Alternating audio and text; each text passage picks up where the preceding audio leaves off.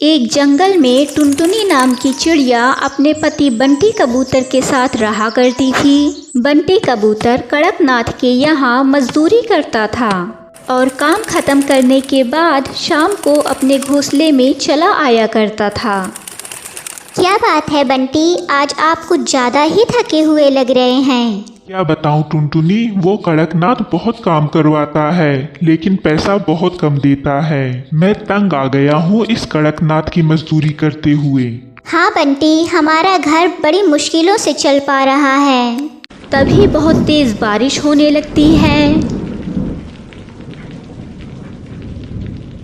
बंटी, हमारा घोंसला बहुत कमज़ोर है। इस आंधी बारिश में कहीं हमारा घोंसला टूटकर गिर गया तो हम कहाँ जाएंगे। परेशान ना हो टुनटुनी, कुछ ही देर में बारिश बंद हो जाएगी। बारिश बंद होने के बजाय और तेज होती जा रही थी।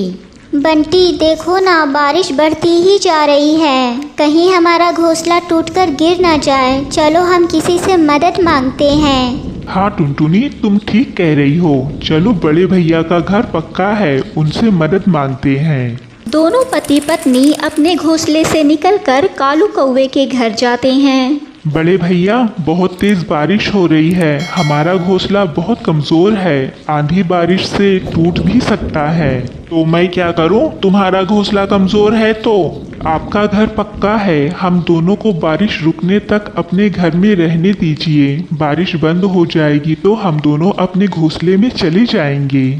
अरे मेरा घर पक्का है तो क्या मैंने कोई धर्मशाला खोल रखा है जो हर किसी को अपने घर में ठहरा दूं? जाओ यहाँ से, कोई और जगह ढूंढो। कालू कौवा उन दोनों को फटकार कर वहाँ से भगा देता है। फिर वो दोनों चील के पास जाते हैं। चील भैया, बारिश रुकने तक हम दोनों को अपने घर में रुकने दीजिए। बारिश बंद हो जाएगी तो हम लोग चले जाएंगे।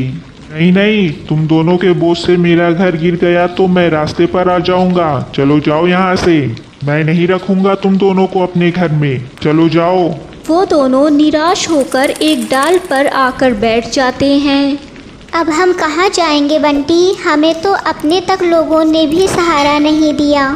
चिंता ना करो टुनटुनी, बारिश रुकने तक हम इसी पेड़ की डाल पर रुकते हैं, फिर अपने घोंसले में चलेंगे।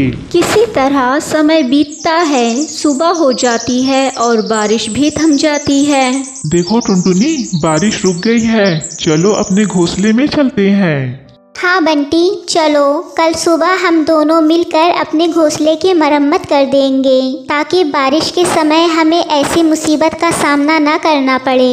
वो दोनों अपने घोंसले की तरफ जाने लगते हैं और जैसे ही अंदर घुसते हैं घोंसला टूटकर नीचे गिर जाता है। बंटी, हमारा घोंसला टूट गया। बंटी, हमारा घोंसला टूट गया। बंटी कबूतर को काफी ज्यादा चोटें आ जाती हैं और वो बेहोश हो जाता है। बंटी, तुम्हें क्या हो गया? बंटी, आंखें खोलो। बंटी, उठो ना, आंखें खोलो। बंटी, तुम्हें क्या हो गया?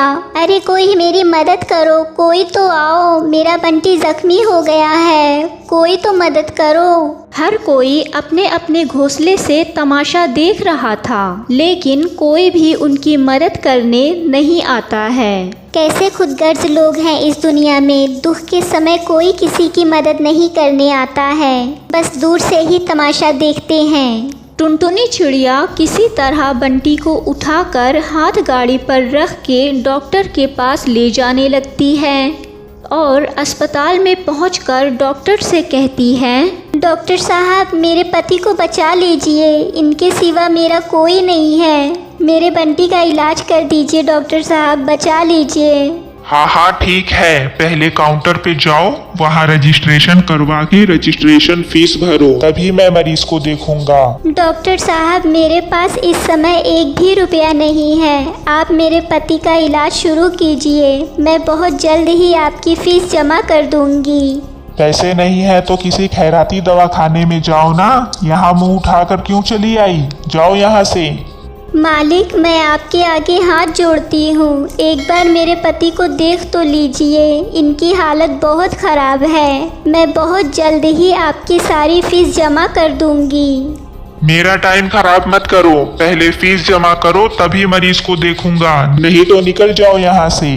टुनटुनी उस दवाखाने से बाहर निकल आती है। बंटी कबूतर को हाथ गाड़ी पे लिए हुए वो रास्ते पर चली जा रही थी कि तभी कोई राहगीर पक्षी उसके पास आता है और कहता है, क्या बात है बहन, तुम बहुत मुसीबत में दिख रही हो, क्या मैं तुम्हारी कुछ मदद कर सकता हूँ? टुनटुनी आंसू भरे आंखों से उस राहगीर को देखती है और उससे कहती है, क्या बताऊं, बारिश में मेरा घोंसला कमज़ोर होके टूटकर गिर गया। हम दोनों उसी घोंसले में थे। मेरे पति बंटी को बहुत चोट आई है और वो होश में भी नहीं आ रहे हैं। तुम बिल्कुल चिंता ना करो, मैं एक डॉक्टर हूँ, यही पास में मेरा दवाखाना है। चलो मैं तुम्हारे पति का इलाज करूँगा और तुम्हें भी काफ़ी चोटें आई हैं। चलो बहन, तुम परेशान ना हो, आओ। एक गैर के मुंह से दिलासा भरे शब्दों को सुनकर टुनटुनी को ऐसा लगा जैसे उसके दुखते हुए जख्म पर किसी ने मरहम रख दिया हो। लेकिन डॉक्टर साहब, इस वक्त मेरे पास पैसे नहीं हैं। मेरे लिए पैसा किसी जीव की जिंदगी से बढ़कर नहीं है, मैं अपने डॉक्टर होने का फर्ज निभा रहा हूँ।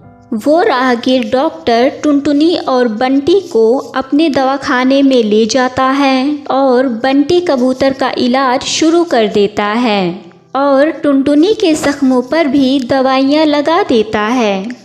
कुछ देर में बंटी कबूतर को होश आ जाता है। बंटी, तुम ठीक हो गए? तुम ठीक हो गए बंटी? हाँ टुनटुनी, मैं ठीक हूँ, लेकिन ये हम कहाँ हैं? ये सब डॉक्टर साहब की मेहरबानी से है। उन्होंने ही बिना फीस के हम दोनों का इलाज किया है और अपने दवाखाने में आसरा दिया है। तभी वो डॉक्टर टुनटुनी चिड़िया और बंटी कबूतर के पास आता है। बंटी, अब कैसी तबीयत है तुम्हारी? अब मैं बिल्कुल ठीक हूँ डॉक्टर साहब, मुझे टुनटुनी ने सब कुछ बता दिया है। अगर आप ना होते तो हमारा क्या होता, हम आपके बहुत आभारी हैं। मैंने तो सिर्फ एक डॉक्टर होने का फर्ज निभाया है, इसमें इतना आभारी होने की कोई बात नहीं है। आपका बहुत धन्यवाद डॉक्टर साहब। अब हम चलते हैं, हमें अपना नया घोंसला बनाना है और अपने खाने का भी इंतज़ाम करना होगा।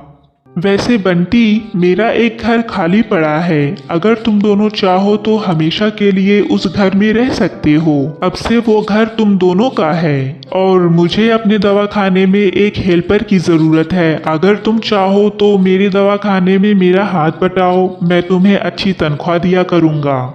मुझे मंजूर है डॉक्टर साहब, मैं बहुत मेहनत से काम करूँगा। डॉक्टर साहब, हम आपका ये उपकार जिंदगी भर नहीं भूलेंगे। आपने हमारी सारी परेशानियां दूर कर दी हैं। टुनटुनी चिड़िया और बंटी कबूतर उस डॉक्टर के दिए हुए घर में आ जाते हैं। फिर बंटी भी डॉक्टर के दवाखाने में काम करने लगता है और अच्छी तनख्वाह भी पाने लगता है। अब वो दोनों खुशहाली से जीवन गुजारने लगते हैं। सुनसान और दहशत भरे उस घर में जाने की हिम्मत कोई भी जीव नहीं करता था, क्योंकि सबका यह मानना था कि उस वीरान घर में एक भूतिया बिल्ली की आत्मा रहती है जो कि हर किसी को मार कर खा जाता है। आखिर हम कब तक यूं ही डर के साए में जीते रहेंगे? आए दिन कोई ना कोई उस भूतिया बिल्ली का शिकार बन ही जाता है। मैं तो कब से कह रहा हूँ, हमें ये जगह छोड़ देनी चाहिए। कम से कम उस भूतिया बिल्ली से हमारी जान तो बची रहेगी। लेकिन हम अपने छोटे छोटे बच्चों को लेकर भला कहाँ जाएंगे? हमारे पास कोई दूसरा ठिकाना भी तो नहीं है। एक दिन टूनी चिड़िया की सहेली रंभा उससे मिलने आती है। अरे रंभा, बहुत दिनों के बाद आई हो तुम। हाँ टुनटुनी, मैं और मेरे पति कल ही अमेरिका से आए हैं। तेरी बहुत याद आ रही थी तो मिलने चली आई। और बता, क्या हाल चाल है तेरे? क्या बताऊँ रंभा, हाल चाल तो ठीक है, बस सारे जंगल में एक भूतिया बिल्ली की दहशत छाई हुई है। टूनी और रंभा बातें करने लगते हैं और रात हो जाती है तो वो दोनों सो जाती हैं। फिर वो भूतिया बिल्ला उस वीरान घर से निकलकर टूनी चिड़िया के घोंसले की तरफ बढ़ने लगता है।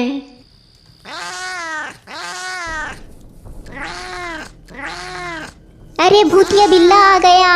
टुनटुनी, भूतिया बिल्ला आ गया, मुझे बचाओ।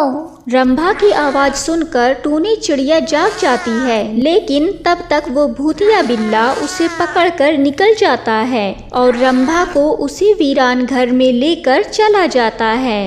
अरे वो दानव मेरी सहेली को पकड़ ले गया, कोई बचाओ उसे। रंभा रंभा, अरे कोई तो रंभा को बचाओ। अरे उस भूतिया बिल्ले ने आज एक और जीव की जान ले ली। हाँ, पता नहीं इस भूतिया बिल्ले से हमें कैसे छुटकारा मिल पाएगा। हे भगवान, मुझे तो बहुत डर लग रहा है।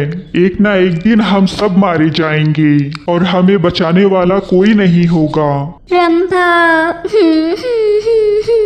उस भूतिया बिल्ले ने रंभा को मार दिया। अब मैं उसके पति को क्या जवाब दूंगी? इस भूतिया बिल्ले की आत्मा एक एक करके हम सभी को मार देगी और हम सब तकते रह जाएंगे। हम यूं ही हाथ पे हाथ धरे बैठे नहीं रह सकते हैं, हमें कुछ करना होगा। क्यों ना हम उस भूतिया घर को आग लगा दें, शायद हमें इस भूतिया दानव से छुटकारा मिल जाए। तभी उस भूतिये बिल्ले की आत्मा दोबारा आती है और पक्षियों पर झपटने लगती है। वो बंटी कबूतर को दबोच लेता है। बचाओ बचाओ बचाओ, मुझे बचाओ, अरे कोई मुझे बचाओ। अरे बचाओ, अरे कोई तो मेरे पति को बचाओ। हे भगवान, मैं क्या करूं? हाँ, मैं इस घर को आग लगा देती हूँ, तभी मेरे पति बच पाएंगे और तभी इस दानव बिल्ले का नाश हो सकेगा। टूनी चिड़िया उस घर को आग लगा देती है, जिससे वो भूतिया बिल्ला भी जलने लग जाता है और फिर उसका अंत हो जाता है।